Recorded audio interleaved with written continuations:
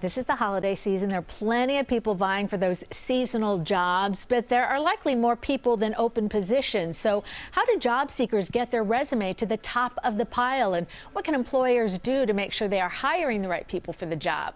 Joining me now to talk about all that is career coach Eliana Goldstein. Thanks so much for being here. Thank you for having me. I'm excited to be back. So let's talk about what are seasonal jobs. So seasonal jobs are a type of short-term employment that can pop up throughout various times during the year.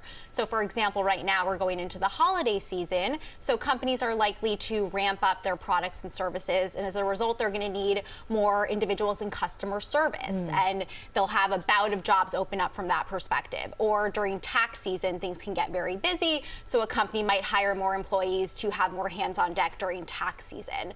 So it can come up from time to time for a variety of different reasons.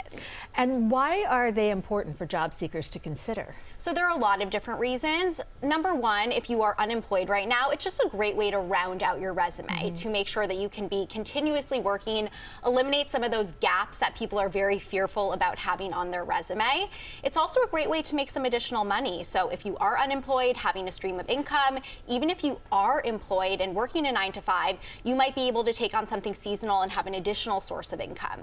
It can also really help from an upskilling perspective. So when you think about long-term employment and what you want to do, you want to think about what are some of the gaps that I might have from a skills perspective, and is there a seasonal job that I can take on that will help me build some of those skills and ultimately help me be more marketable. Oh, that's a good idea. Yeah. All right, given the job market is so competitive, how can you get your resume to the top of the big pile that I'm sure people are getting? Yes, it's a question everybody has. And quite honestly, whether it's seasonal or whether this is more typical full long-term employment, it's really going to be the same idea. And it's probably a concept we've heard before.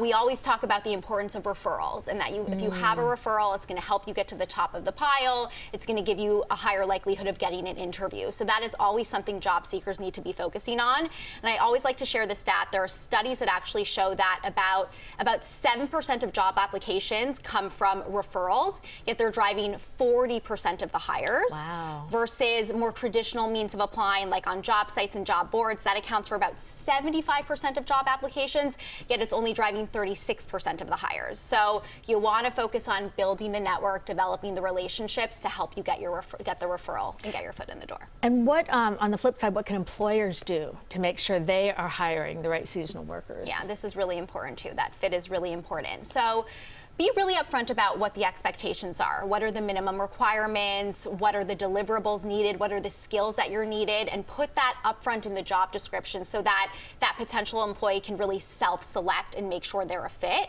I would also really say that it's important to talk about and think about the flexibility of these roles, because they are more flexible in nature, and you might be needing to work overtime. It might be part-time hours. You want to be upfront about what is the time commitment so people can make sure that they can commit to it.